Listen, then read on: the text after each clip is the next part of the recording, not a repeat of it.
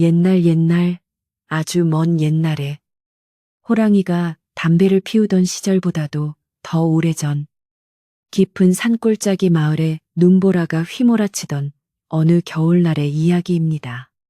이 마을은 첩첩산 중에 둘러싸여 있어 겨울이 되면 유독 해가 짧고 밤이 길었으며 산에서 불어오는 바람은 살을 애는 듯이 차가웠습니다.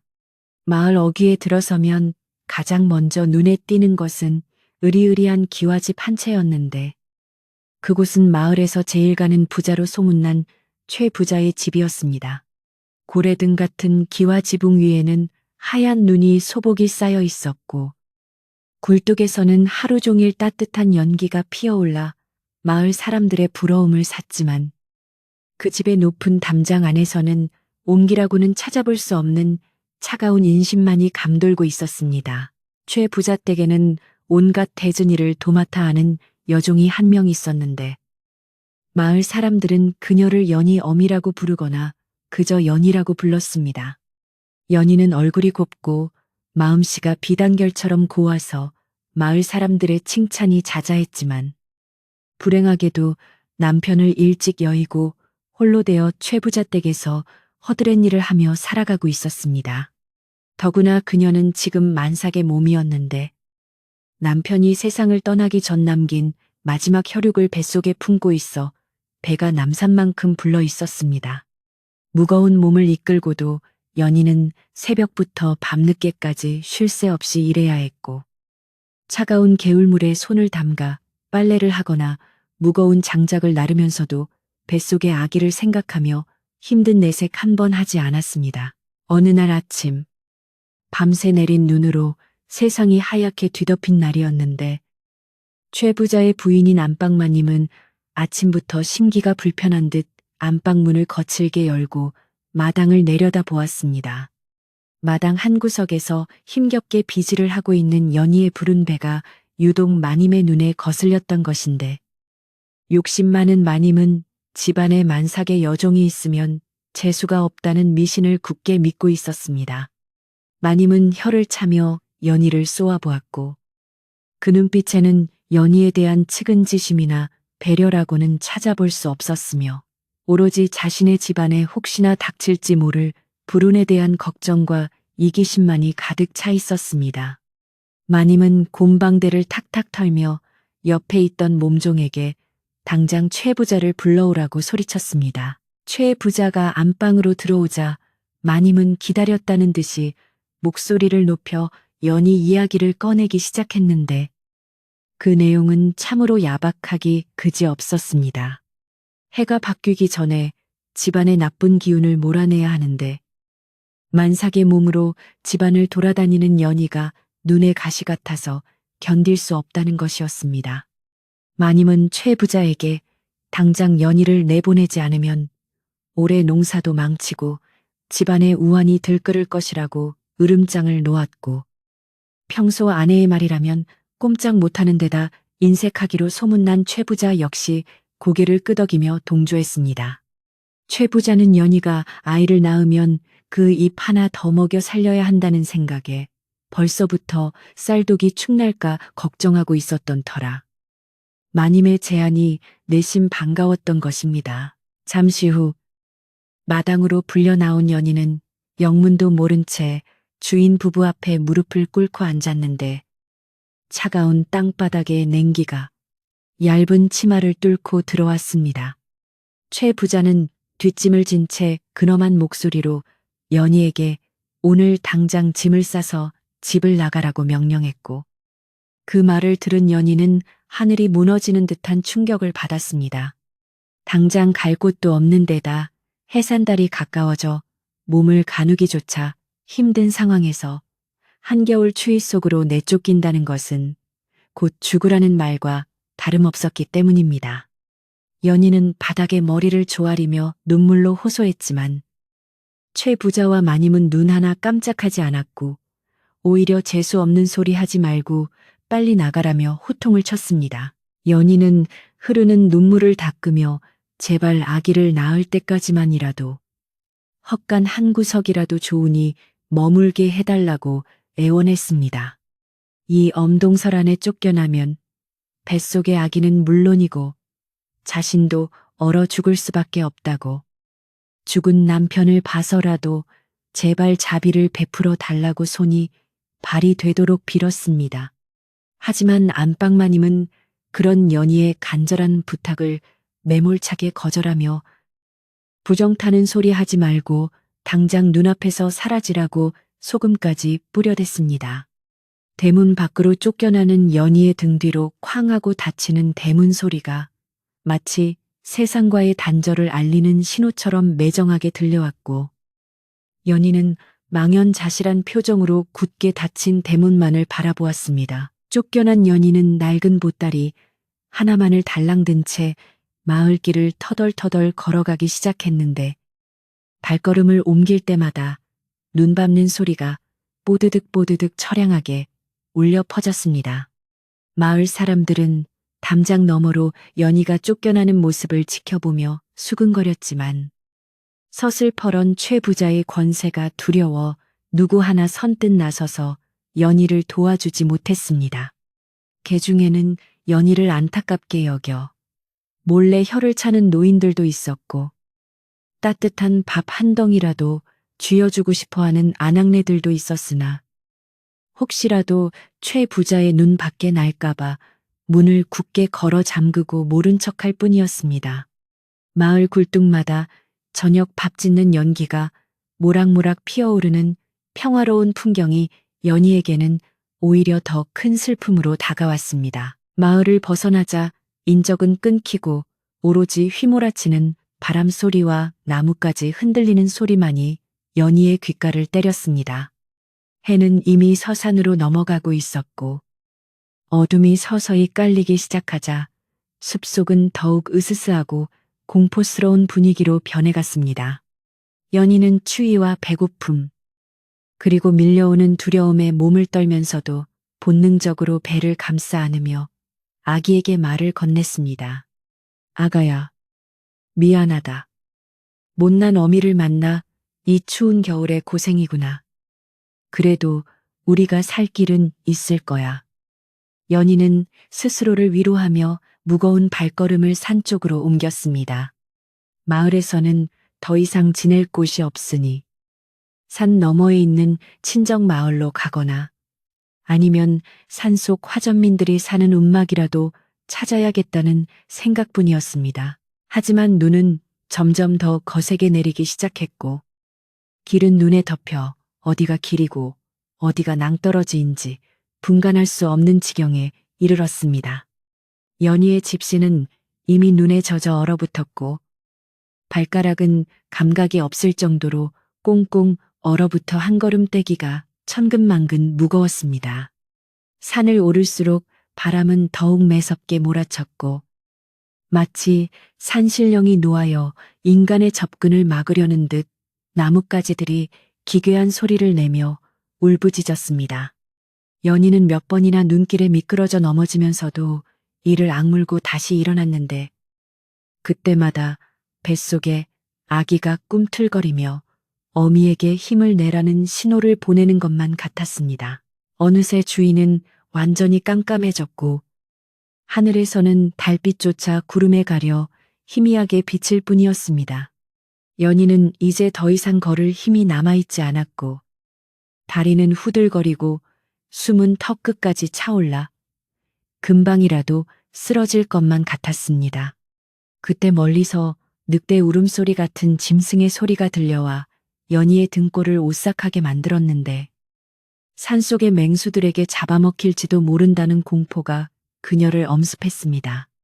하지만 연희는 여기서 주저앉으면 아기와 함께 죽는다는 생각에 정신을 바짝 차리고 주위를 둘러보며 몸을 피할 곳을 찾기 시작했습니다.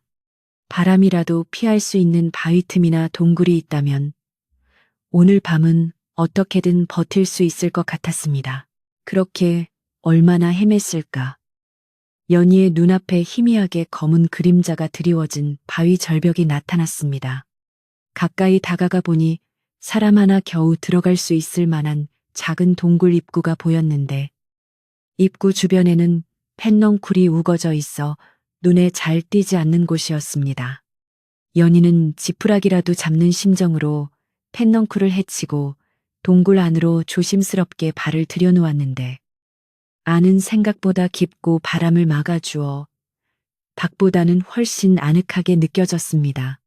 동굴 바닥은 차가운 돌멩이들로 가득했지만 눈보라를 피할 수 있다는 것만으로도 연희에게는 천국과 다름없는 안식처였습니다. 동굴 안으로 들어선 연희는 젖은 옷을 털고 자리에 주저앉아 거친 숨을 몰아쉬며 꽁꽁 언 손을 호호 불어 녹였습니다. 뱃속에서는 꼬르륵 소리가 요란하게 울렸지만 먹을 것이라고는 눈 씻고 찾아봐도 없었고 목이 마르면 동굴 입구에 쌓인 눈을 한 줌 집어먹으며 허기를 달래야 했습니다. 연희는 캄캄한 어둠 속에서 홀로 앉아 자신의 처지를 비관하며 하염없이 눈물을 흘렸는데 서러움이 복받쳐 올라 소리내어 울고 싶었지만 혹시라도 짐승들이 들을까봐 입을 틀어막고 흐느껴야 했습니다. 고향에 계신 부모님 생각과 먼저 떠난 남편 생각에 가슴이 미어지는 듯 아팠습니다. 시간이 얼마나 흘렀는지 모를 깊은 밤. 동굴 밖에서는 여전히 바람이 윙윙거리며 귀신곡하는 소리를 내고 있었고 눈보라는 멈출 기미가 보이지 않았습니다. 연희는 피로와 추위에 지쳐 깜빡 잠이 들었다가 화들짝 놀라 깨기를 반복했는데 그때마다 뱃속의 아기를 쓰다듬으며 마음을 다잡았습니다. 그런데 갑자기 동굴 깊은 곳에서 정체모를 부스럭거리는 소리가 들려왔고 연희의 심장은 쿵쾅거리며 걷잡을 수 없이 뛰기 시작했습니다. 혹시 곰이나 호랑이 같은 맹수가 살고 있는 굴에 제 발로 들어온 것은 아닌지 덜컥 겁이 났기 때문입니다. 연희는 숨을 죽이고 귀를 쫑긋 세워 소리가 나는 쪽을 향해 온 신경을 집중했는데 그 소리는 맹수의 거친 숨소리가 아니라 아주 작고 가녀린 낑낑거리는 소리였습니다. 마치 갓 태어난 강아지가 어미를 찾으며 우는 소리 같기도 했고 어린 아기가 배고파서 칭얼거리는 소리 같기도 했습니다. 호기심과 두려움이 뒤섞인 채 연희는 조심스럽게 몸을 일으켜 소리가 나는 동굴 안쪽으로 살금살금 다가갔습니다. 어둠에 눈이 익숙해지자 희미하게 무언가가 꼬물거리는 모습이 보였는데 그것은 연희가 상상조차 하지 못했던 뜻밖의 생명체들이었습니다. 그것은 바로 태어난 지 얼마 되지 않아 보이는 호랑이 새끼 3마리였는데 어미는 어디 갔는지 보이지 않고 새끼들만 덩그러니 남겨져 서로의 체온에 의지한 채 떨고 있었습니다. 새끼 호랑이들은 배가 몹시 고픈 듯 힘없이 입을 벙긋거리고 있었고 털은 윤기를 잃고 푸석푸석해 보여 금방이라도 숨이 넘어갈 듯 위태로워 보였습니다. 연희는 눈앞에 있는 것이 무서운 호랑이의 새끼라는 사실에 뒷걸음질 쳤지만 굶주려 죽어가는 어린 생명들을 보자 측은한 마음이 들어 발길이 떨어지지 않았습니다. 자신도 뱃속에 아기를 품고 있는 예비 엄마였기에 어미 없이 떨고 있는 새끼들의 모습이 남의 일 같지 않게 느껴졌던 것입니다.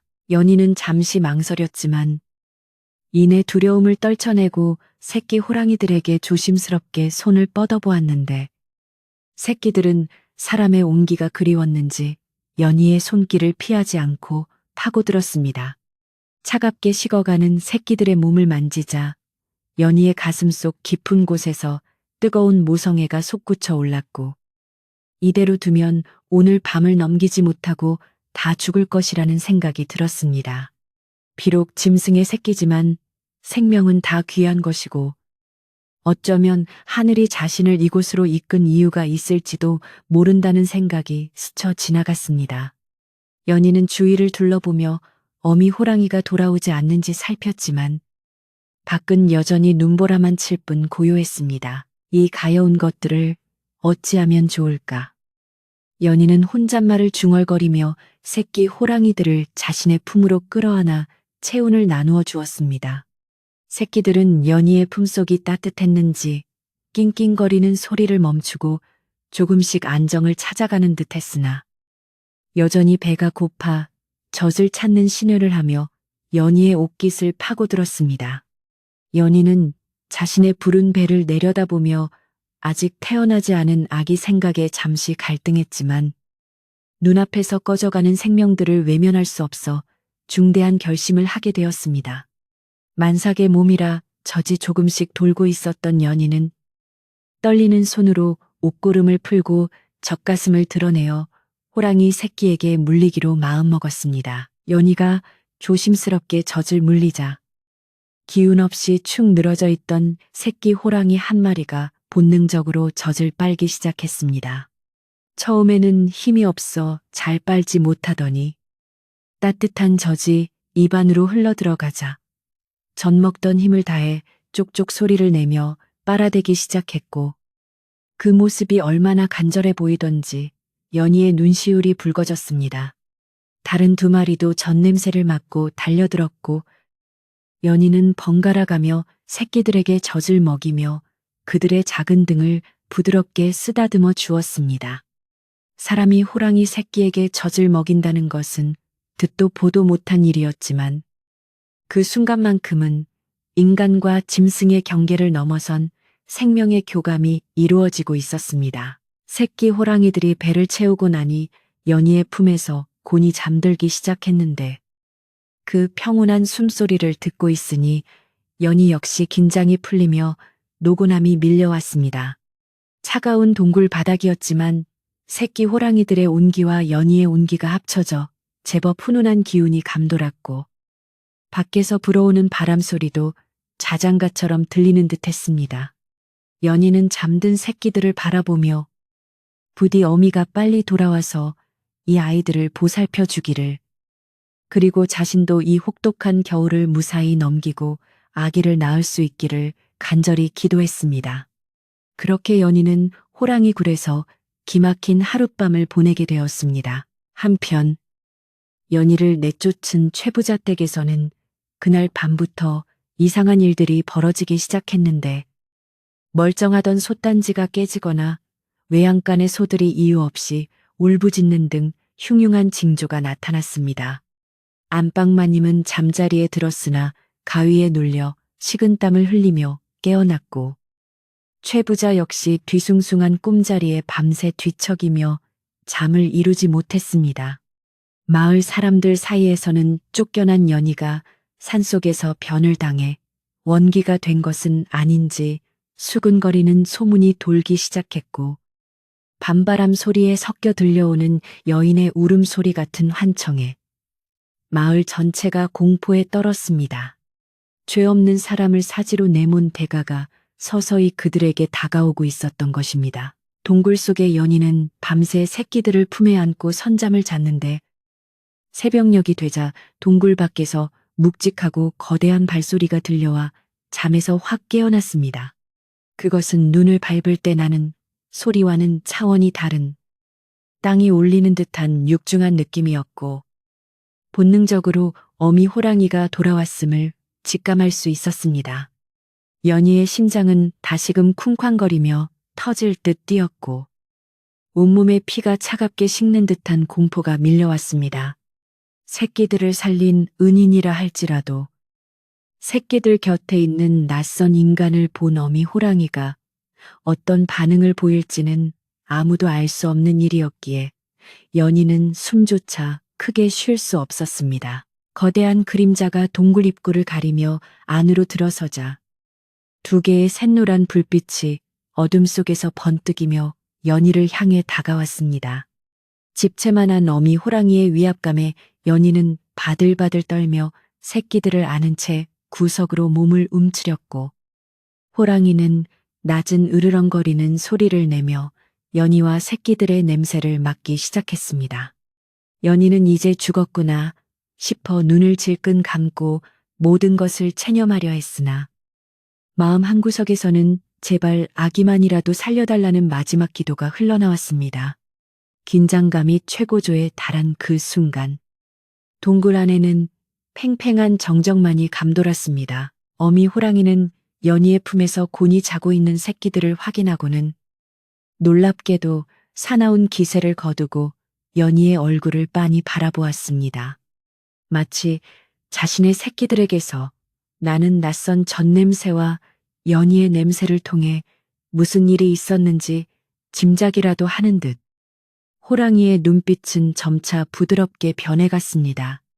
연희가 조심스럽게 눈을 뜨자 호랑이는 연희에게 달려드는 대신 그 큰 혀로 연희의 언손을 핥아주며 마치 고맙다는 인사를 하는 듯한 행동을 보였습니다.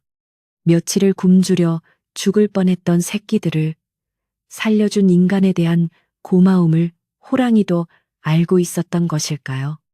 이것이 바로 기이한 동거의 시작이었습니다. 그렇게 어미 호랑이와 연희의 기막힌 동거가 시작되었는데 처음에는 두려움에 떨던 연희도 시간이 지나면서 호랑이의 진심을 느끼게 되었습니다. 어미 호랑이는 사냥을 나갔다. 돌아올 때면 빈 입으로 오는 법이 없었고 우이나 토끼 같은 산짐승을 물어다 연희 앞에 툭 던져주곤 했습니다.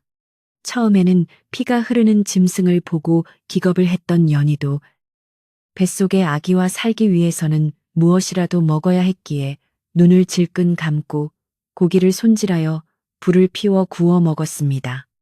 호랑이는 연희가 고기를 굽는 동안 얌전히 옆에 앉아 그 모습을 지켜보았는데 마치 제 식구가 밥을 먹는 것을 흐뭇하게 바라보는 가장의 모습과도 같았습니다. 동굴 안은 밖에 매서운 추위와는 딴 세상인 것처럼 아늑했는데 이는 어미 호랑이가 자신의 두터운 털로 연희와 새끼들을 감싸주었기 때문이었습니다. 밤이 되면 연희는 새끼 호랑이들과 뒤엉켜 잠을 청했고 어미 호랑이는 동굴 입구를 떡하니 지키고 앉아 찬바람과 외부의 위협을 막아주는 든든한 파수꾼 역할을 자처했습니다. 연희는 때때로 호랑이의 등에 기대어 잠들기도 했는데 거칠어 보이는 호랑이의 털 속에는 따뜻한 온기가 숨겨져 있어 얼었던 몸과 마음을 녹여주기에 충분했습니다. 짐승도 은혜를 입으면 이렇게 갚을 줄 아는데 사람인 최부자는 어찌 그리 매정했는지 연희는 씁쓸한 마음을 감출 수 없었습니다. 그러던 어느 날 산천초목도 얼어붙을 듯한 추위가 절정에 달했을 무렵 드디어 연희에게 산기가 찾아왔습니다. 배가 끊어질 듯한 통증이 주기적으로 찾아오자 연희는 식은땀을 흘리며 바닥을 뒹굴었고 고통스러운 신음소리가 동굴 안에 울려 퍼졌습니다. 어미 호랑이는 연희의 상태가 심상치 않음을 감지하고는 안절부절 못하며 동굴 안을 서성거렸고 평소와는 다르게 낮게 으르렁거리는 소리를 내며 연희의 곁을 떠나지 않았습니다. 마치 자신이 대신 아파해 줄 수 없음을 안타까워하는 듯 호랑이는 거친 혀로 연희의 땀에 젖은 이마를 핥아주며 그녀가 정신을 잃지 않도록 도왔습니다. 해산의 고통은 밤새도록 이어졌고 연희는 몇 번이나 혼절할 뻔한 위기를 넘기며 사력을 다해 힘을 주었습니다. 곁에 도와줄 사람 하나 없이 짐승들이 지켜보는 가운데 홀로 아기를 낳아야 한다는 서러움이 북받쳐 올랐지만 뱃속의 아기가 세상 밖으로 나오려고 안간힘을 쓰는 것을 느끼며 어미로서의 강인함을 발휘했습니다. 어미 호랑이는 연희가 고통스러워할 때마다 옆에서 머리를 비비며 위로했고 새끼 호랑이들도 어미의 행동을 따라 연희의 주변에 모여 앉아 걱정스러운 눈빛으로 바라보았습니다. 동굴 안은 생명의 탄생을 기다리는 긴장감과 짐승들의 따뜻한 배려로 가득 찼습니다. 새벽 닭이 울 무렵 드디어 응애하는 우렁찬 아기 울음소리가 동굴의 정적을 깨뜨리며 울려 퍼졌습니다. 연희는 탯줄을 끊고 피 묻은 아기를 품에 안았는데 건강한 사내 아이임을 확인하고는 감격의 눈물을 쏟아냈습니다. 비록 비단금침은커녕 거적대기 하나 없는 차가운 돌바닥 위였지만 세상 그 무엇보다 소중한 생명이 그녀의 품에 안겨 있었습니다. 어미 호랑이는 아기 울음소리를 듣자 신기한 듯 다가와 킁킁거리지 냄새를 맡았고 조심스럽게 아기의 발바닥을 핥아주며 새로운 가족의 탄생을 축하해 주었습니다. 그것은 맹수가 아닌 또 하나의 어머니로서 보여주는 지극한 사랑의 표현이었습니다. 아기를 낳은 후 연희는 기력이 쇠하여 며칠 동안 몸을 일으킬 수 없었는데 이때 호랑이의 지극정성인 보살핌이 더욱 빛을 발했습니다. 호랑이는 어디서 구했는지 산삼이나 약초 같은 귀한 것들을 물어다 주기도 했고 젖이 잘 나오도록 영양가 많은 멧돼지 고기를 구해오기도 했습니다. 연희는 호랑이가 물어다 준 음식을 먹으며 빠르게 기력을 회복했고 아기에게도 풍족하게 젖을 먹일 수 있었습니다. 호랑이 젖을 먹고 자란 새끼 호랑이들과 연희의 젖을 먹고 자라는 아기가 한 동굴 안에서 형제처럼 어우러지는 모습은 참으로 기이하면서도 아름다운 풍경이었습니다. 한편 연희가 쫓겨난 최부자댁 마을에서는 흉흉한 소문이 끊이지 않고 돌았습니다. 최부자댁 기와지붕 위에는 까마귀들이 떼를 지어 몰려와 울어댔고 멀쩡하던 외양간의 소들이 시름시름 앓다가 죽어나가는 일이 빈번하게 발생했습니다. 마을 사람들은 이것이 쫓겨난 연희의 원한 때문이라며 수군거렸고 최부자댁 앞을 지나갈 때면 재수옴 붙을라 침을 뱉고 지나가기도 했습니다. 안방마님은 밤마다 꿈속에서 머리를 풀어헤친 여인이 나타나 자신의 목을 조르는 악몽에 시달리며 점점 말라갔고 집안에는 웃음소리가 사라진 지 오래였습니다. 최 부자는 이런 흉한 일들이 계속되자 하인들을 닥달하며 집안 단속을 더욱 엄하게 했지만 한번 기울기 시작한 가세는 쉽게 회복되지 않았습니다. 곳간에 쌓아둔 쌀가마니에서 쥐떼가 나와 쌀을 다 갉아먹는가 하면 장독대의 장맛이 변하여 썩은 냄새가 진동을 했습니다. 최 부자는 용하다는 무당을 불러 굿도 해보고 부적도 붙여보았지만 아무런 효험이 없었고 오히려 집안의 우환은 날로 깊어만 갔습니다. 사람들은 입을 모아 인과응보라고 말하며 만삭의 여종을 엄동설안에 내쫓은 죄를 받는 것이라고 확신했습니다. 그러던 어느 날 마을을 지나가던 한 노스님이 최 부자댁 앞을 지나다가 발걸음을 멈추고 혀를 찼습니다. 스님은 허름한 승복을 입고 있었지만 눈빛만은 형형하게 빛나는 비범한 인물이었는데 최 부자댁 대문 위를 감돌고 있는 검은 기운을 감지한 것이었습니다. 마침 대문 밖을 나서던 최 부자가 스님을 발견하고는 무슨 일로 남의 집 대문 앞을 기웃거리냐며 호통을 쳤습니다. 평소 스님이나 거린을 무시하던 최 부자의 고약한 성미가 그대로 드러나는 순간이었습니다. 스님은 최 부자의 호통에도 아랑곳하지 않고 지그시 그를 바라보며 의미심장한 말을 던졌습니다. 댁의 지붕 위에 먹구름이 잔뜩 끼었구려 귀한 복덩이를 제 발로 차버렸으니 이제 남은 것은 재앙뿐이로다. 최 부자는 그 말을 듣고 불같이 화를 내며 재수 없는 소리 하지 말고 당장 꺼지라고 소금을 뿌리라며 하인들에게 소리쳤습니다. 하지만 스님은 헛웃음을 지으며 지금이라도 잘못을 뉘우치고 덕을 쌓지 않으면 머지않아 큰 화를 면치 못할 것이오. 라는 마지막 경고를 남기고 유유히 사라졌습니다. 스님의 뒷모습을 보며 최 부자는 찜찜한 기분을 떨칠 수 없었지만 애써 그 말을 무시하려 했습니다.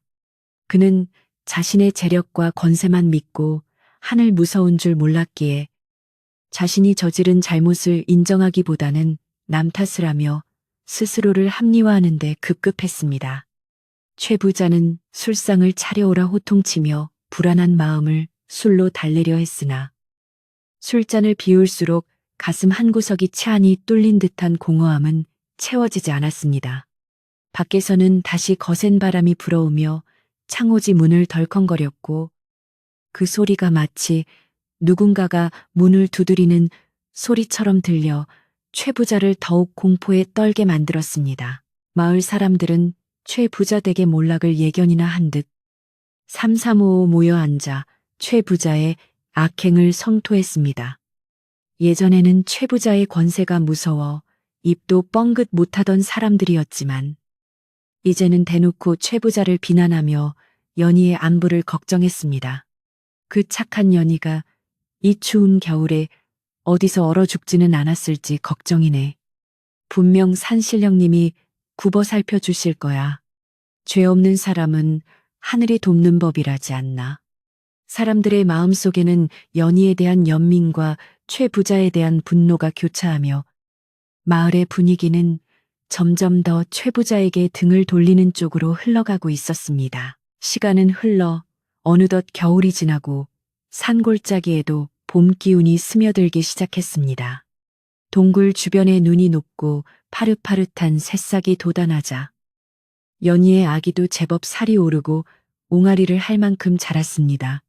새끼 호랑이들은 이제 제법 덩치가 커져서 어미 호랑이와 함께 동굴 밖을 뛰어다니며 사냥 연습을 하기도 했습니다. 연희는 동굴 입구에 앉아 따스한 햇살을 쬐며 아기에게 젖을 물렸고 그 옆에는 든든한 호랑이 가족들이 함께하며 평화로운 한때를 보냈습니다.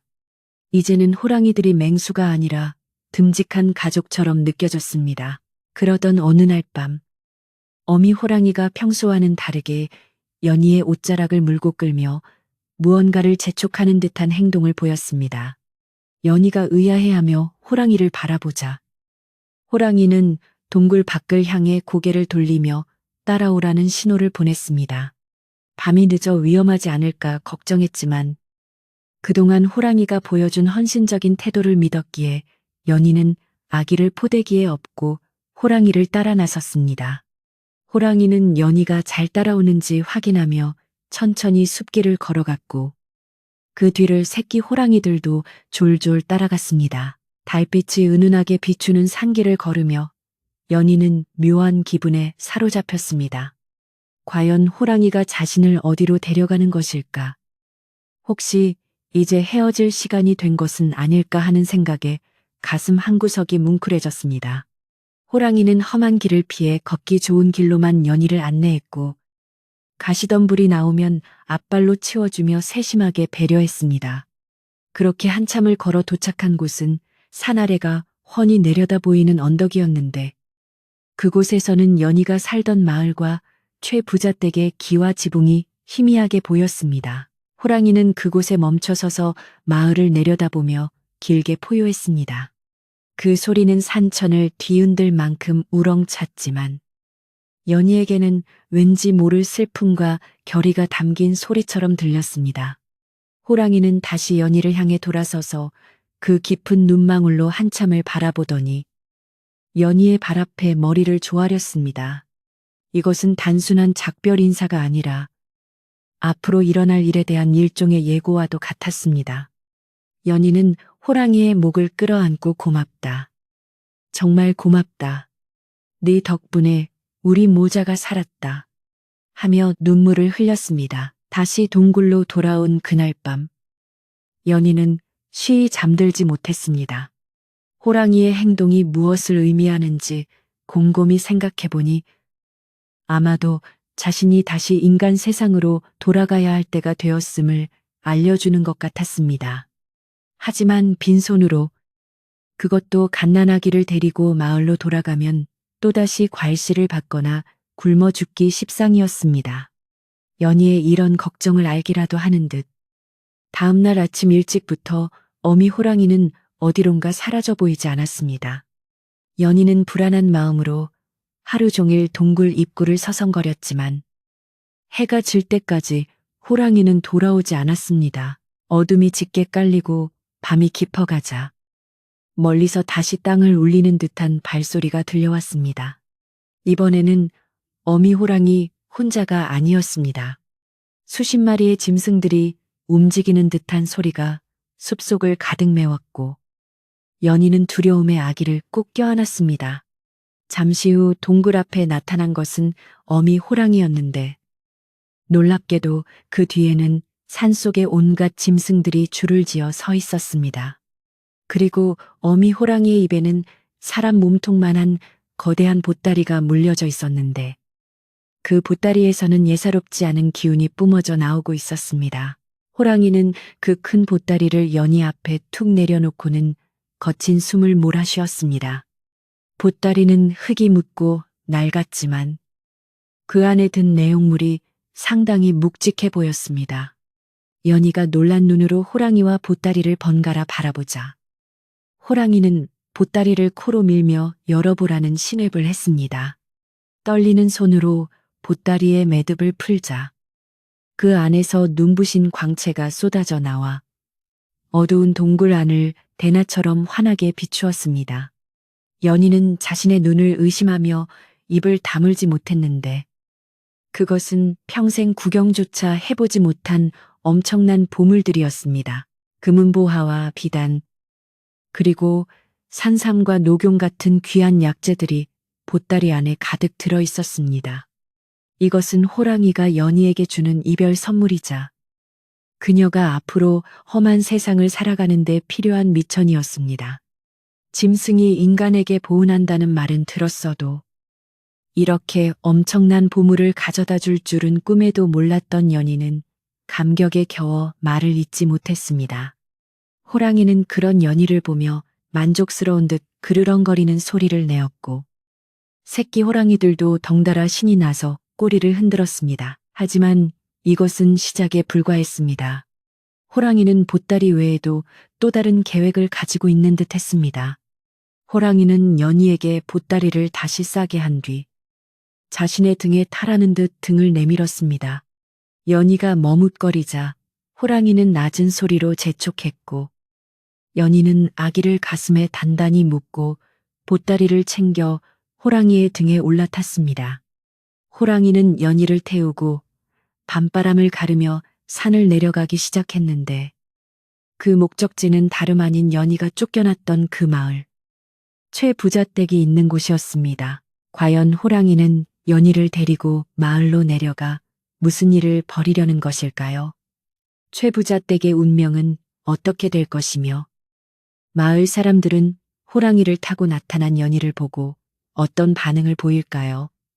깊은 밤, 마을 어귀에 나타난 거대한 호랑이 그림자가 달빛 아래 길게 드리워지며 이야기는 새로운 국면을 맞이하게 됩니다. 마을의 개들이 일제히 짖어대기 시작했고 잠자던 마을 사람들도 하나둘씩 깨어나는 소리가 들려왔습니다. 마을 어귀에 들어선 호랑이의 발걸음은 마치 구름 위를 걷는 듯 소리 없이 조용했지만 그 거대한 몸집에서 뿜어져 나오는 위압감은 잠든 마을 전체를 짓누르기에 충분했습니다. 달빛을 받아 번들거리는 호랑이의 눈은 어둠 속에서 푸른 등을 켠 듯 형형하게 빛났고 집집마다 키우던 개들은 맹수의 냄새를 맡고 겁에 질려 꼬리를 사타구니에 감춘 채 낑낑거리는 소리조차 내지 못했습니다. 마을은 쥐 죽은 듯 고요했지만 그 정막 속에는 폭풍전야와도 같은 팽팽한 긴장감이 감돌고 있었으며 예민한 노인들은 이미 잠자리에 누운 채로 심상치 않은 기운을 감지하고 마른 침을 삼키고 있었습니다. 연희는 호랑이의 등 위에서 뱃속의 아기를 꼭 끌어안고 익숙하면서도 낯설게 변해버린 마을 풍경을 내려다보며 만감이 교차하는 표정을 지었습니다. 호랑이는 거침없이 마을 한복판을 가로질러 연희가 머슴살이를 하던 부자댁의 높은 담장 앞 넓은 마당으로 향했습니다. 최부자 댁 대문 앞은 마을 사람들이 오며 가며 쉬어가기도 하고 장이 서기도 하는 넓은 공터였는데 호랑이는 바로 그곳 정중앙에 멈춰 섰습니다. 그리고는 뱃속 깊은 곳에서 끌어올린 듯한 낮고 굵은 울음소리를 토해냈는데 그 소리는 천둥소리처럼 마을의 밤하늘을 찢고 집집마다의 문풍지를 덜덜 떨게 만들었습니다. 잠들어 있던 사람들은 소스라치게 놀라 깨어났고 아이들은 무서움의 울음을 터뜨렸으며 장정들은 몽둥이나 낫을 찾아들고 벌벌 떨며 문틈으로 밖을 내다보았습니다. 가장 먼저 밖으로 뛰쳐나온 것은 다름 아닌 최부자댁의 머슴들이었는데 그들은 횃불을 들고 마당으로 나왔다가 집채만 한 호랑이를 보고는 혼비백산하여 뒷걸음질을 쳤습니다. 횃불의 불빛에 비친 호랑이의 모습은 산신령 그 자체처럼 위엄있고 공포스러웠으며 그 등 위에 사람이 타고 있다는 사실에 머슴들은 입을 다물지 못했습니다. 저게 뭐야 호. 호랑이 등 위에 사람이 있어 누군가가 비명처럼 외치는 소리에 용기를 내어 문을 열고 나온 마을 사람들도 하나둘씩 모여들기 시작했습니다. 사람들은 두려움에 떨면서도 호기심을 이기지 못해 멀찌감치 서서 웅성거렸고 그 소란스러움은 곧 최 부자의 귀에도 들어갔습니다. 안방에서 잠을 설치고 있던 최 부자는 밖이 소란스러워지자 화가 머리끝까지 나서 방문을 박차고 나왔습니다.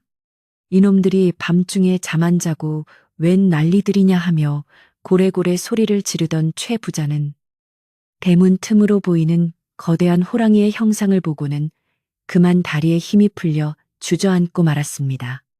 평소 호랑이 가죽을 얻고 싶어 안달을 내던 그였지만 눈앞에 살아있는 맹수가, 그것도 산군 산준이라 불리는 거대 호랑이가 버티고 서 있자 오줌을 지릴 만큼 공포에 휩싸였던 것입니다. 하지만 탐욕스러운 최 부자는 이내 정신을 차리고 하인들을 닥달하며 활과 창을 가져오라고 소리치며 허세를 부리기 시작했습니다.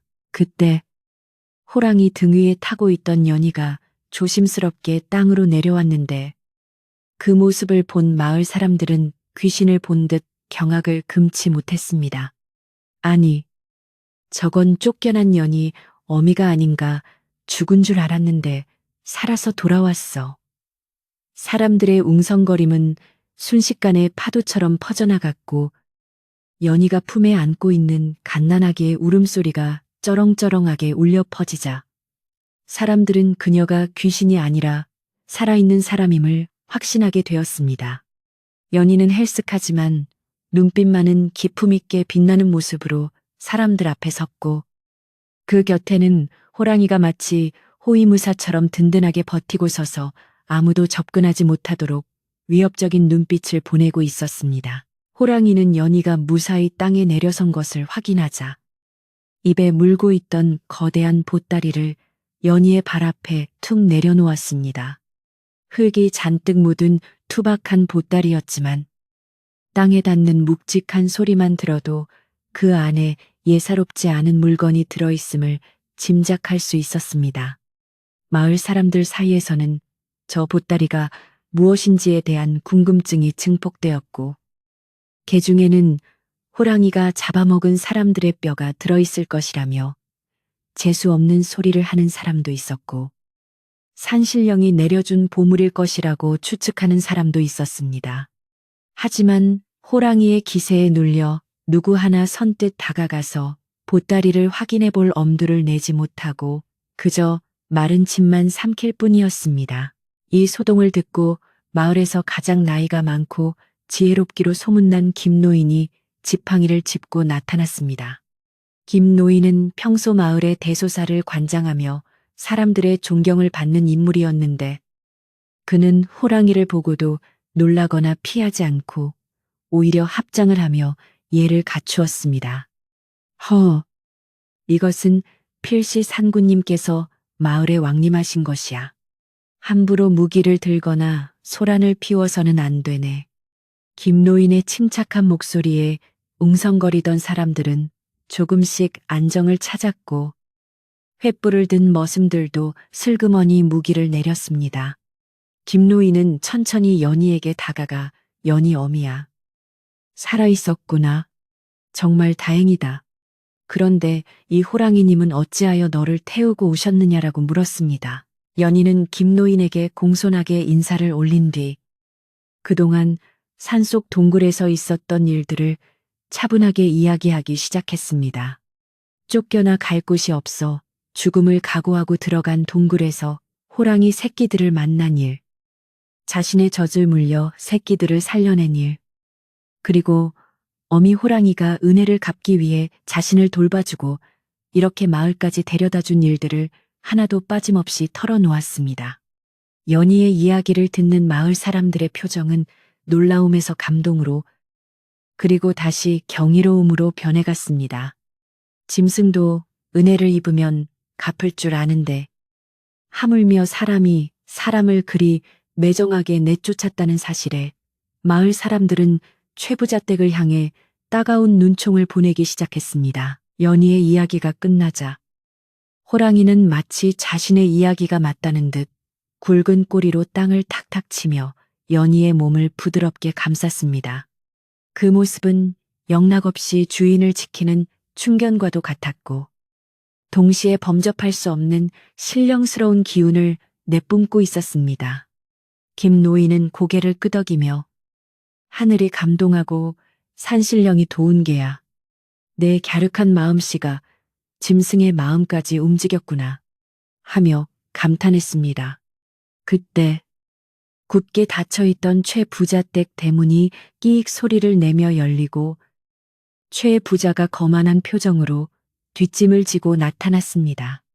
그는 여전히 상황 파악을 못하고 자신의 권위를 세우려 들었습니다. 최 부자는 호랑이를 보고 흠칫 놀랐지만 많은 사람들이 보고 있다는 생각에 애써 태연한 척하며 소리쳤습니다. 네, 인연 집안의 복을 걷어차고 나갔으면 그만이지.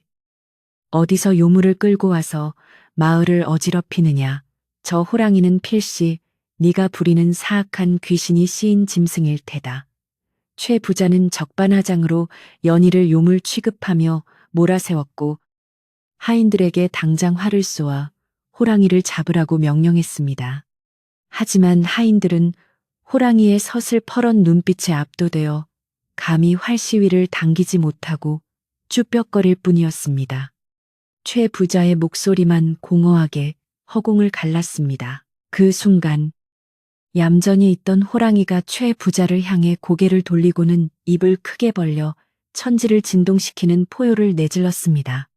크앙, 그 소리는 단순한 짐승의 울음소리가 아니라 악한 인간을 꾸짖는 하늘의 호통과도 같았습니다. 최 부자는 그 소리에 기겁하여 엉덩방아를 태섰고 쓰고 있던 갓이 벗겨져 흙바닥에 뒹구는 꼴사나운 모습을 연출했습니다. 마을 사람들은 그 모습을 보고 통쾌해하며 킥킥거렸지만 차마 대놓고 웃지는 못했습니다. 호랑이는 한 발자국씩 최 부자에게 다가가며 위협적인 자세를 취했는데 당장이라도 최 부자를 물어뜯을 듯한 기세였습니다. 연희는 다급하게 호랑이의 목을 끌어안으며 말렸습니다. 안 돼요. 그러면 안 돼요. 원수는 갚는 게 아니에요. 연희의 간절한 만류에 호랑이는 멈칫하더니 거친 숨을 몰아쉬며 최 부자를 노려보았습니다. 죽을 고비를 넘긴 최 부자는 얼굴이 하얗게 질려 벌벌 떨며 살려주게. 내 다시는 그러지 않으리다. 하며 비굴하게 목숨을 구걸했습니다. 평소 거들먹거리던 최 부자의 위신은 땅에 떨어졌고 마을 사람들은 그동안 쌓였던 체증이 내려가는 듯한 시원함을 느꼈습니다. 이것이야말로 권선징악의 현장이었습니다.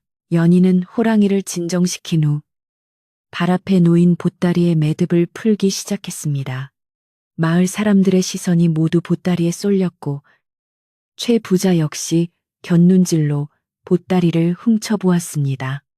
매듭이 풀리고 보따리가 활짝 열리는 순간 횃불 빛을 반사하며 번쩍이는 금은 보화들이 쏟아져 나왔습니다.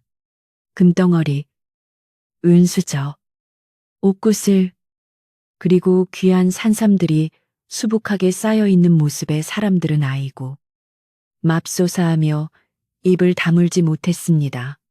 그것은 마을 전체를 사고도 남을 만큼 엄청난 재물이었으며 평생 구경조차 하기 힘든 진귀한 보물들이었습니다. 최 부자는 그 보물들을 보자 욕심이 동하여 눈이 뒤집혔습니다. 공포도 잠시 그는 벌떡 일어나 저것은 내 집에서 나간 종년이 가져온 것이니 마땅히 내 것이다.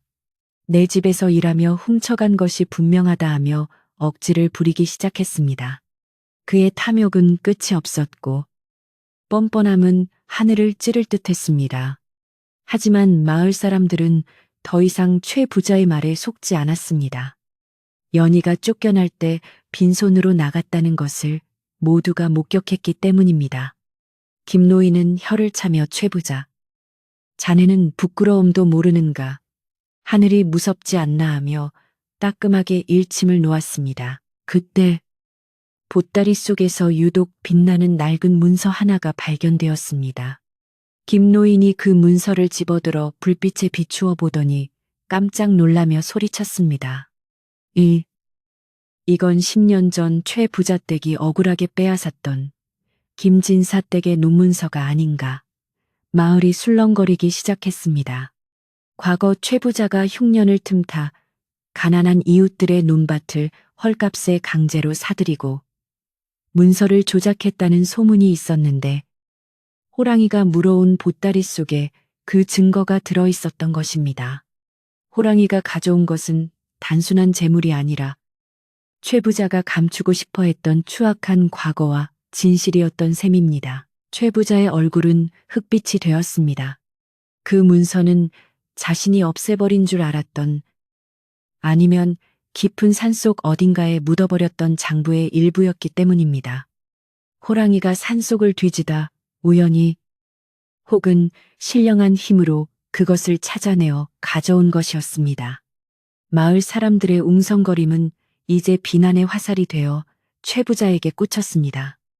세상에, 사람 탈을 쓰고 어찌 저런 짓을. 연희 어미를 쫓아낸 것도 모자라 남의 재산까지 가로챘다니.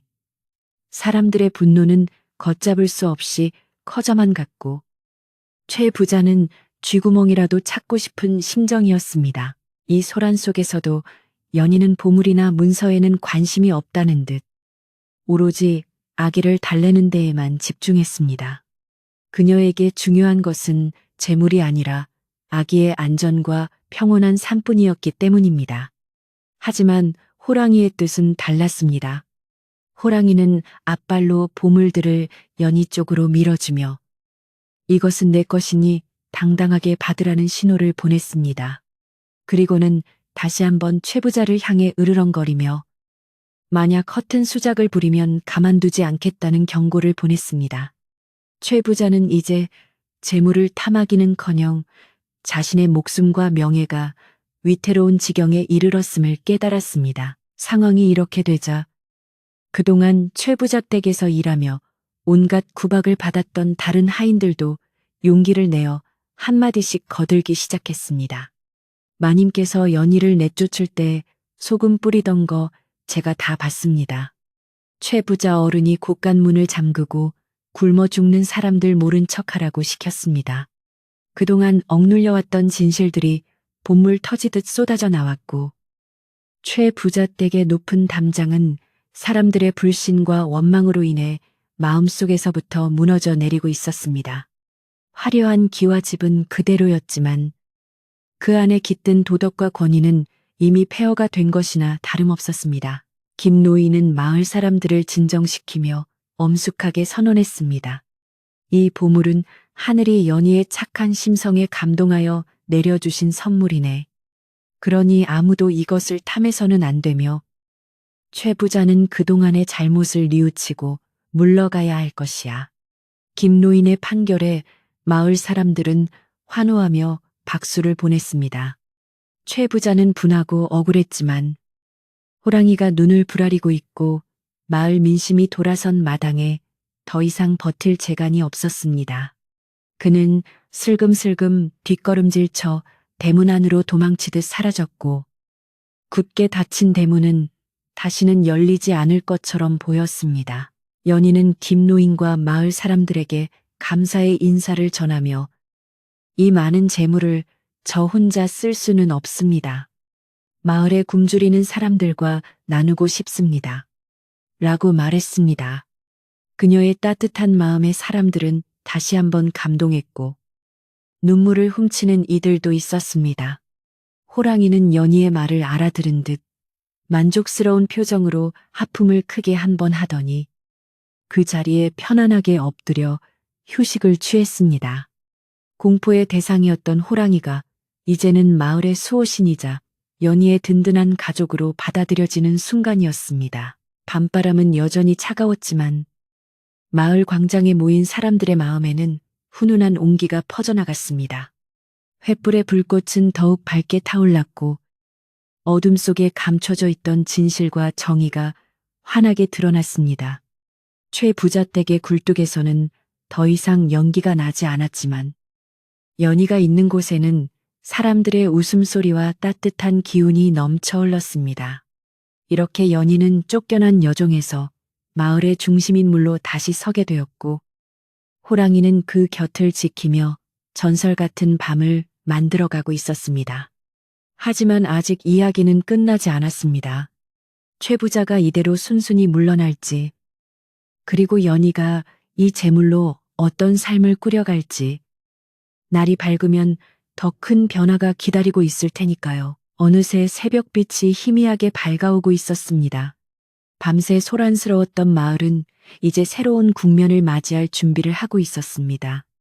연희는 호랑이의 털에 얼굴을 묻고 잠시 휴식을 취했고 마을 사람들은 그녀의 주위를 둘러싸고 앉아 밤을 지새웠습니다. 산 너머에서 닭 울음소리가 들려오며 길고 길었던 밤이 지나고 진실의 아침이 밝아오고 있음을 알렸습니다.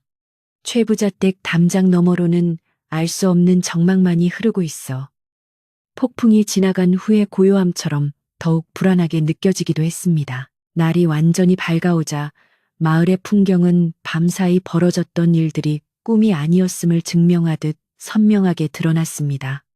아침 햇살이 마을 광장을 비추자 호랑이의 황금빛 털은 더욱 눈부시게 빛났고 그 옆에 수북이 쌓인 보물과 문서 더미는 현실감을 더해 주었습니다. 마을 사람들은 밤새 자리를 뜨지 못하고 연희의 곁을 지켰으며 소문을 듣고 이웃 마을에서 구경 온 사람들까지 더해져 최 부자 댁 앞마당은 발 디딜 틈 없이 북적였습니다. 밤에는 두려움의 대상이었던 호랑이가 아침 햇살 아래에서는 마치 마을을 지키는 수호신처럼 늠름해 보였기에 아이들은 어른들의 다리 뒤에 숨어 호기심 어린 눈으로 호랑이를 훔쳐보기도 했습니다. 마을의 어른인 김노인은 날이 밝자마자 마을의 글꿰나 읽는 선비들을 모아 호랑이가 가져온 문서들을 꼼꼼하게 검토하기 시작했습니다. 문서 하나하나가 넘어갈 때마다 선비들의 입에서는 탄식과 분노의 한숨이 터져나왔고 이를 지켜보던 마을 사람들의 얼굴도 점점 굳어졌습니다. 그 문서들은 최 부자가 지난 수십 년간 저지른 악행의 기록이나 다름없었는데 가뭄에 쌀을 빌려주고 터무니없는 이자를 붙여 땅을 빼앗은 차용증부터 관아에 뇌물을 바치고 세금을 포탈한 비밀 장부까지 낱낱이 들어 있었습니다. 이것은 단순한 종이 조각이 아니라 마을 사람들의 피와 땀, 그리고 억울한 눈물이 배어 있는 증거물들이었습니다. 김노인은 떨리는 손으로 장부 하나를 높이 들어 올리며 마을 사람들을 향해 목소리를 높였습니다. 여러분, 이 문서를 보십시오. 여기 적힌 것은 3년 전 홍수가 났을 때 박서방네 논을 쌀 두 가마니에 빼앗은 기록입니다.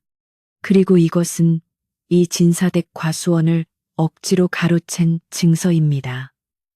김노인의 폭로가 이어질 때마다 사람들 사이에서는 아이고, 세상에 저런 천벌을 받을 노많은 고함과 욕설이 터져 나왔습니다. 그동안 심증만 있었지 물증이 없어 속만 끓이던 사람들은 명백한 증거가 드러나자 참았던 울분을 토해내며 최 부자댁 대문을 향해 삿대질을 해댔습니다. 굳게 닫힌 대문 안쪽은 죽은 듯이 조용했지만 그 안에서는 최 부자와 안방마님이 공포에 질려 부들부들 떨고 있었습니다.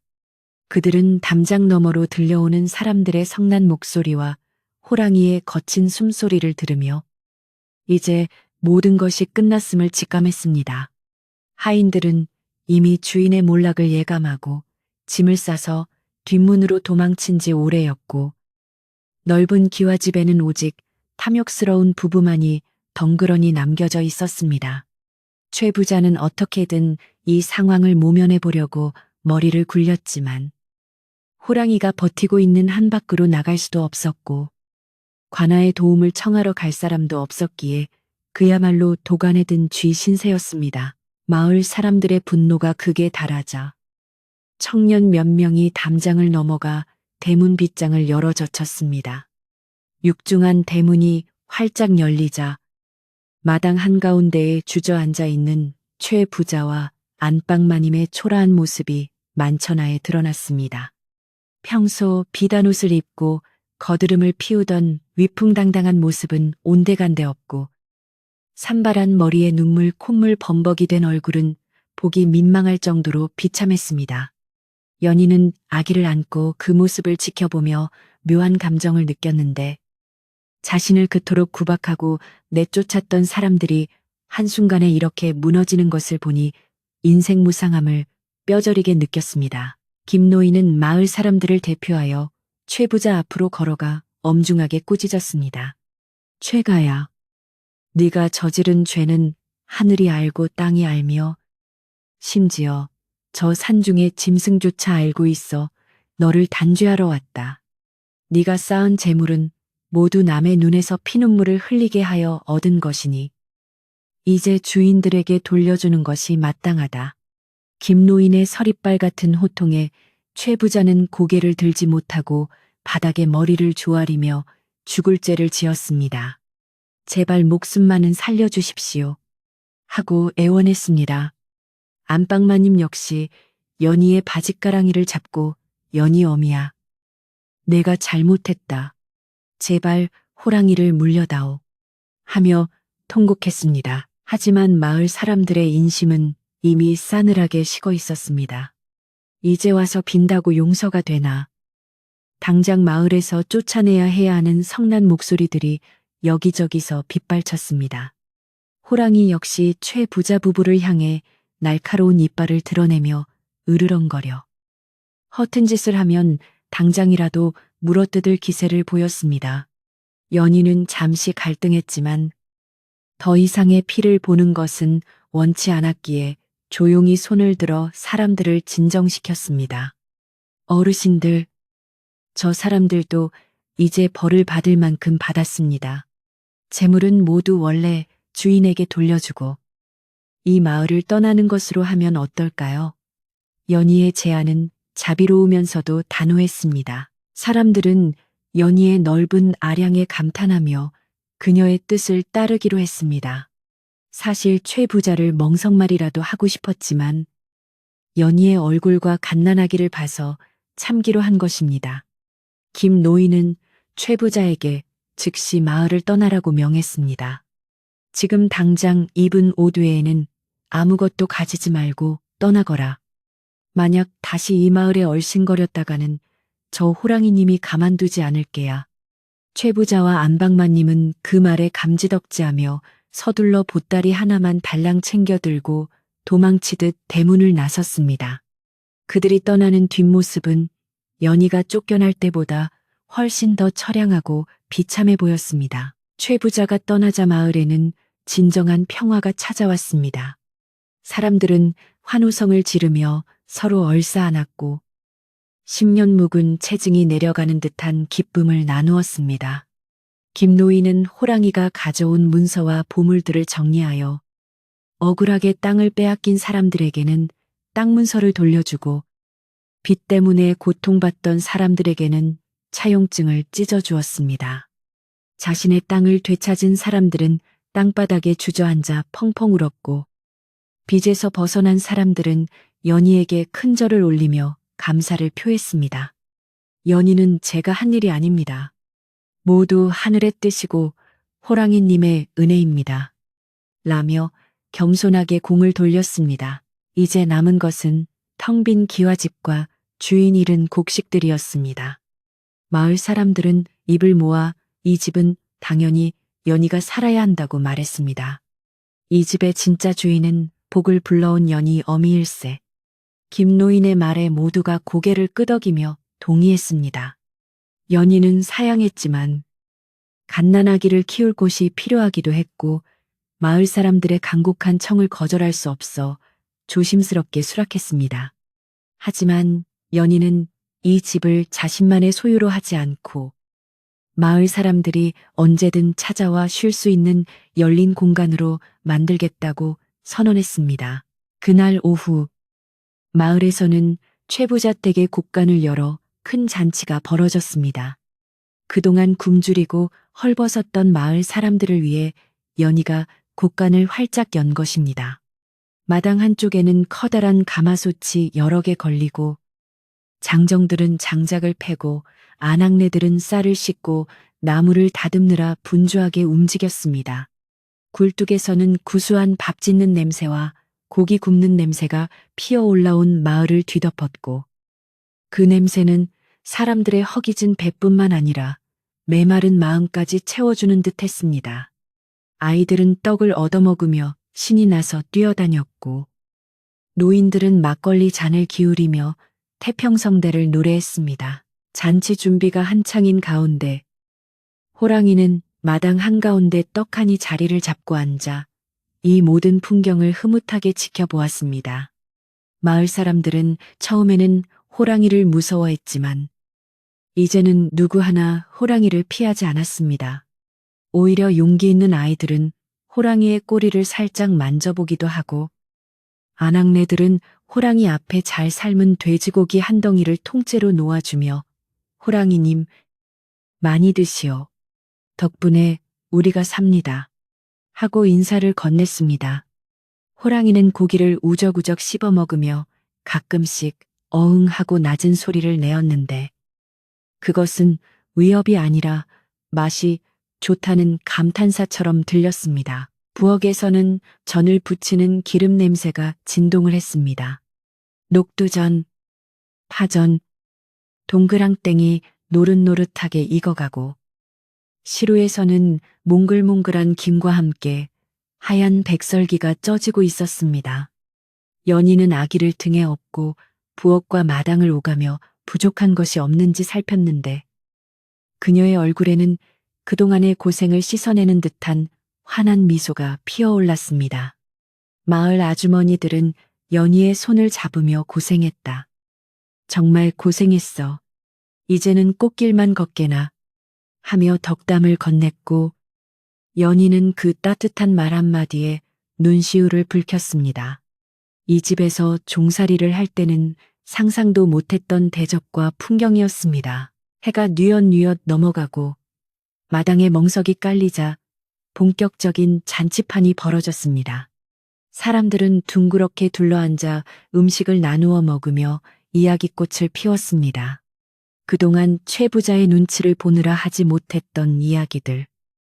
사는 이야기, 자식 자랑들이 끊임없이 쏟아져 나왔습니다. 마을의 광대패가 흥겨운 가락에 맞춰 춤을 추자 어깨춤이 절로 나왔고 호랑이도 흥에 겨운 듯 꼬리로 박자를 맞추는 진풍경이 벌어졌습니다. 슬픔과 탄식으로 가득 찼던 최 부자의 집이 웃음과 행복이 넘치는 잔치마당으로 변모한 순간이었습니다. 연희는 사람들 틈에 앉아 아기에게 젖을 물리며 이 평화로운 광경을 눈에 담았습니다. 아기는 배가 부른지 방실방실 웃으며 엄마와 눈을 맞추었고 연희는 아기의 볼에 얼굴을 비비며 행복을 만끽했습니다. 산속 동굴에서의 춥고 배고팠던 기억들이 주마등처럼 스쳐 지나갔지만 이제는 그것 또한 추억이 되어버렸습니다. 곁에 앉은 호랑이가 연희의 무릎에 머리를 기대어 오자 연희는 호랑이의 귀를 부드럽게 쓰다듬어 주었습니다. 맹수와 인간이 주인과 하인이 아닌 가족과 이웃으로 하나가 되는 밤이었습니다. 밤이 깊어가도 잔치의 열기는 식을 줄 몰랐습니다. 달이 중천에 떠오르자 김노인은 자리에서 일어나 건배를 제의했습니다. 자, 이 모든 복을 가져다 준 연희와 호랑이님을 위하여 그리고 우리 마을의 새로운 앞날을 위하여 사람들은 잔을 높이 들고 위하여를 외쳤습니다. 그 소리는 산메아리가 되어 멀리 퍼져나갔고 아마도 마을을 떠나 어둠 속을 헤매고 있을 최 부자의 귀에도 들렸을지 모릅니다. 권선징악의 교훈을 남긴 채 마을의 역사는 새로 쓰이고 있었습니다. 잔치가 파할 무렵 사람들은 남은 음식을 바리바리 싸들고 각자의 집으로 돌아갔습니다. 잘 먹었네, 고맙네 하는 인사들이 마당에 가득 찼고 연희는 대문 앞까지 배웅을 나가며 허리를 굽혀 인사했습니다. 북적거리던 마당이 조용해지고 하인들이 말끔하게 치운 마당에는 고요한 달빛만이 내려앉았습니다. 텅 빈 마당이지만 결코 쓸쓸하지 않은 꽉 찬 충만함이 느껴지는 밤이었습니다. 연희는 호랑이와 함께 마루에 걸터 앉아 밤하늘의 별을 올려다보았습니다. 호랑이는 배가 부른지 나른한 표정으로 하품을 하더니 마당 한구석에 있는 평상 위로 올라가 몸을 웅크렸습니다. 이제는 산으로 돌아가지 않고 아예 이곳에 눌러살 작정인 듯 보였습니다. 연희는 그런 호랑이가 든든하고 고마울 따름이었습니다. 최 부자가 살던 안방에는 이제 연희와 아기의 이부자리가 깔렸고 오랫동안 차가웠던 구들장에는 따뜻한 군불이 지펴져 훈훈한 온기가 감돌았습니다. 연희는 아기를 눕히고 토닥이며 잠을 재웠고 창호지 문 너머로 보이는 호랑이의 실루엣을 보며 안도감을 느꼈습니다. 그렇게 격동의 하루가 지나고 마을에는 다시 평온한 정적이 찾아왔습니다. 하지만 어제와 같은 정막이 아니었습니다. 내일에 대한 희망과 서로에 대한 믿음이 깃든 평화로운 침묵이었습니다. 집안 곳곳에 배어있던 최부자의 욕심과 도끼는 사람들의 웃음소리와 음식 냄새로 씻겨 나갔고 그 자리에는 나눔과 인정이라는 새로운 기운이 채워졌습니다. 연희는 잠든 아기의 얼굴을 바라보며 나직이 속삭였습니다. 아가야, 이제 우리는 걱정 없어. 좋은 사람들과 호랑이 삼촌이 우리를 지켜줄 거야. 마을 어귀의 늙은 느티나무도 오늘따라 잎사귀를 흔들며 기분 좋은 소리를 내었고 개울물 소리도 맑고 청아하게 들려왔습니다. 세상 만물이 제자리를 찾은 듯 조화로운 밤. 연희의 집은 마을에서 가장 따뜻하고 밝은 불빛을 밝히며 어둠을 몰아내고 있었습니다. 이제 마지막 남은 이야기는 이 행복이 어떻게 영원히 이어질지, 그리고 호랑이와 연희의 인연이 훗날 어떤 전설로 남게 될지에 대한 따뜻한 마무리가 될 것입니다. 밤바람이 처마 끝 풍경을 은은하게 울리며 평화로운 밤의 깊이를 더해주고 있었습니다. 그 후로 세월은 냇물처럼 잔잔하게 흘러 어느덧 산골 마을에도 따뜻한 봄이 무르익고 여름의 녹음이 짙어졌습니다. 연희가 살게 된 기와집은 예전의 차갑고 서슬퍼런 기운은 온데간데 없이 사라지고 사시사철 사람들의 웃음소리와 온기가 끊이지 않는 사랑방 같은 곳으로 변모했습니다. 담장 밑에는 연희가 심은 봉숭아와 채송화가 알록달록하게 피어났고 대문은 밤낮으로 활짝 열려 있어 누구든지 목마르면 들어와 물을 마시고 다리가 아프면 쉬어갈 수 있었습니다.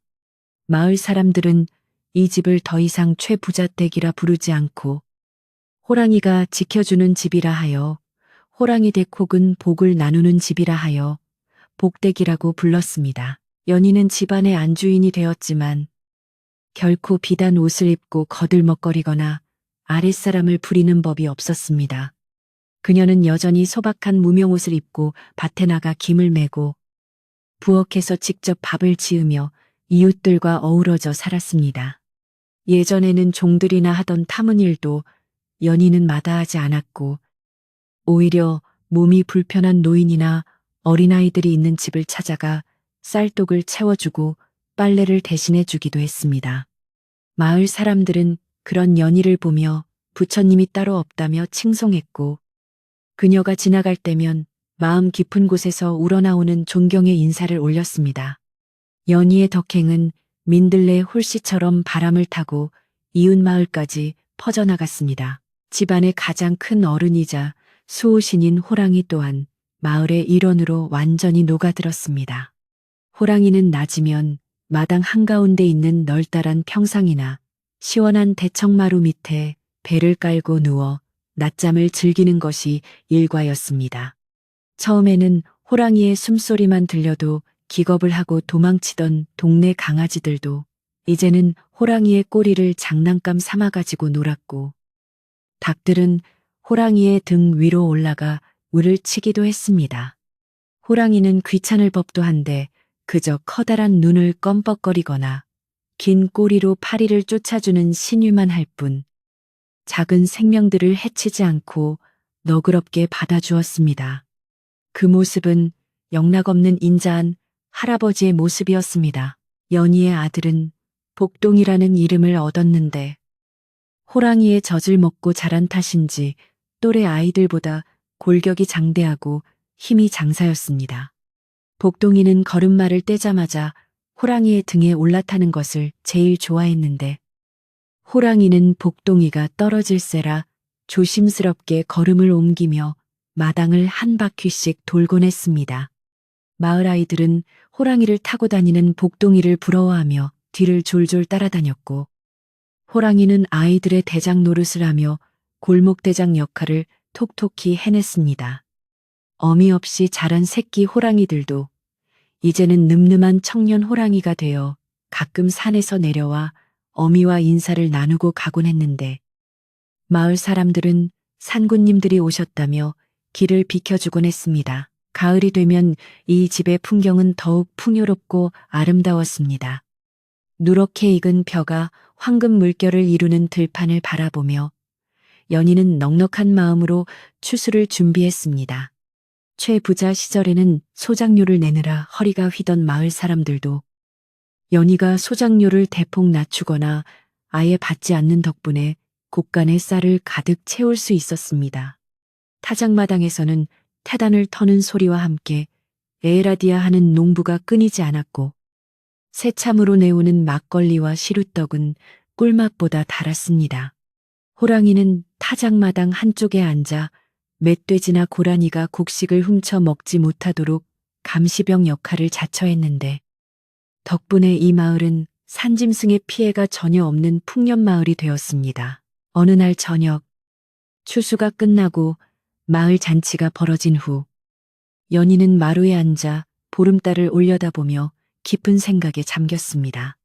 품에 안겨 젖을 먹던 복동이는 어느새 곤히 잠들었고, 발치에는 호랑이가 턱을 괴고 엎드려 연희의 체온을 느끼고 있었습니다. 연희는 문득 지난날 춥고 배고팠던 겨울밤, 동굴 속에서 호랑이와 나누었던 체온을 떠올렸습니다. 짐승도 은혜를 알면 이토록 지극정성인데, 사람이 사람답게 산다는 것이 무엇인지 다시금 되새기게 되었습니다. 그녀는 밤하늘의 달님에게, 그리고 먼저 간 남편에게 우리 가족 모두 건강하고 마을 사람들 모두 배골지 않게 해주셔서 감사합니다. 라고 기도를 올렸습니다. 연희의 집 대문 앞에는 커다란 도락이 하나 있었는데, 연희는 매일 아침 그곳에 맑은 물을 가득 채워두었습니다. 지나가던 나그네나 목마른 짐승들이 언제든 와서 목을 축이고 가라는 배려였습니다. 소문을 듣고 찾아온 먼 곳의 거린들도 연희의 집에서 따뜻한 밥 한 끼와 노잣돈을 얻어가곤 했는데, 그들은 떠나면서 이 집은 사람만 사는 게 아니라 산신령이 함께 사는 집이라 복이 마르지 않는다며 입을 모았습니다. 실제로 연희의 곳간은 퍼내도 줄지 않는 신비한 항아리처럼 늘 곡식과 재물로 가득 찼는데, 사람들은 그것이 연희의 베푸는 마음이 불러온 기적이라고 믿었습니다. 겨울이 다시 찾아와 흰 눈이 소복이 쌓이는 날이면 연희는 방 아랫목에 뜨끈하게 군부를 지피고 마을 노인들을 불러 모았습니다. 따뜻한 아랫목에 둘러앉아 고구마를 쪄먹고 동치미 국물을 마시며 옛날 이야기를 나누는 것이 마을의 겨울 풍습이 되었습니다. 호랑이는 방 안까지 들어오지는 않았지만 방문 바로 밖 마루에 웅크리고 앉아 문틈으로 새어나오는 사람들의 이야기, 소리를 자장가 삼아 꾸벅꾸벅 졸곤 했습니다.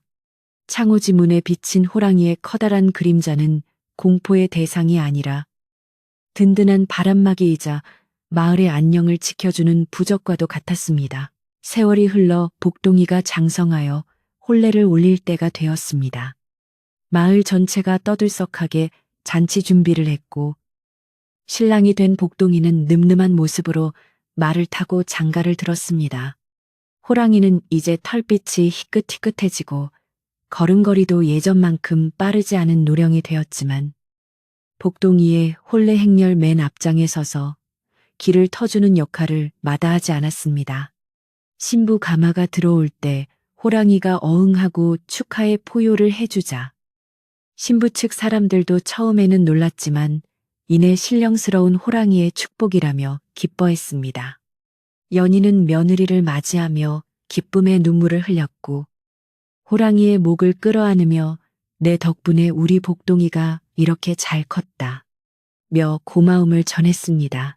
어느 화창한 봄날 늙은 호랑이는 평소처럼 마루 밑에서 낮잠을 자다가 조용히 몸을 일으켜 연희를 바라보았습니다. 그 눈빛은 깊고 고요하여 마치 작별을 구하는 듯 했습니다.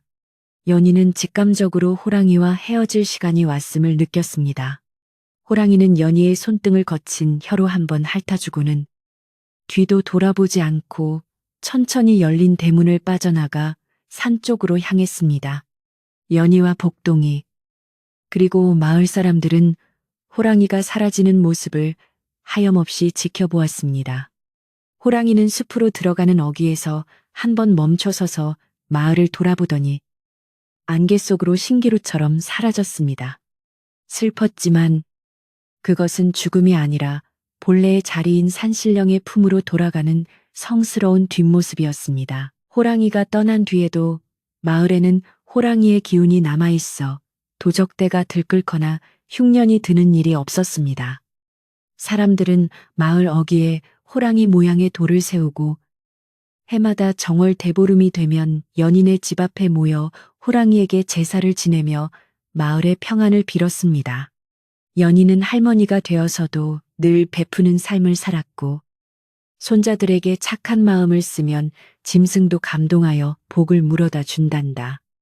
라는 이야기를 들려주곤 했습니다. 최 부자댁의 예터는 이제 사랑과 나눔이 넘치는 전설의 장소가 되어 오가는 사람들의 입을 통해 아름다운 이야기로 전해지게 되었습니다. 어느 깊은 밤, 연희 할머니가 된 그녀가 잠자리에 누워있을 때 창밖에서 낯익은 짐승의 숨소리가 들리는 듯 했습니다. 문을 열어보니 마당에는 아무도 없었지만 밤하늘의 별 하나가 유난히 반짝이며 연희의 집을 비추고 있었습니다. 연희는 그것이 떠나간 호랑이가 별이 되어 자신들을 지켜보고 있다고 생각하며 편안한 미소를 지었습니다. 바람이 불어와 대나무 숲을 스치며 사각거리는 소리를 내어 풀벌레 소리가 은은하게 깔리는 평온한 밤이었습니다. 온 세상이 잠든 고요한 시간. 연희의 집은 세상에서 가장 따뜻한 둥지처럼 어둠 속에서 빛나고 있었습니다. 오늘 밤 들려드린 은혜 갚은 호랑이와 착한 연희의 이야기 어떠셨나요? 쫓겨난 서름 속에서도 생명을 귀하게 여긴 마음이 결국 큰 복으로 돌아온다는 이 따뜻한 이야기가 여러분의 꿈속까지 포근하게 감싸주기를 바랍니다. 착한 사람은 복을 받고 욕심쟁이는 벌을 받는다는 옛 이야기에 믿음이 있어 우리는 오늘도 편안하게 잠들 수 있는 것 같습니다. 창밖에는 바람이 불고 세상은 어지러워도 우리 마음속에는 든든한 호랑이 한 마리와 따뜻한 아랫목이 있다는 것을 잊지 마세요. 이제 긴 이야기를 마치고 촛불을 끌 시간입니다. 연희의 집 굴뚝에서 피어오르는 하얀 연기처럼 여러분의 걱정과 근심도 모두 하늘로 흩어지기를 바랍니다. 따뜻한 이불 속에서 호랑이의 부드러운 털을 베고 눕는 상상을 하며 깊고 달콤한 잠에 빠져드시길 바랍니다. 이야기 속의 마을처럼 여러분의 밤도 평화롭고 안온하기를 기원합니다. 눈을 감고 편안하게 호흡하세요. 들이마시고 내쉬고 자. 이제 정말 꿈나라로 갈 시간입니다. 밤하늘의 별들이 여러분을 지켜줄 것입니다. 오늘 하루도 수고 많으셨습니다. 부디 좋은 꿈 꾸시고 내일 아침에는 연희가 맞이했던 희망찬 아침처럼 개운하고 맑은 기분으로 깨어나시길 바랍니다. 안녕히 주무세요.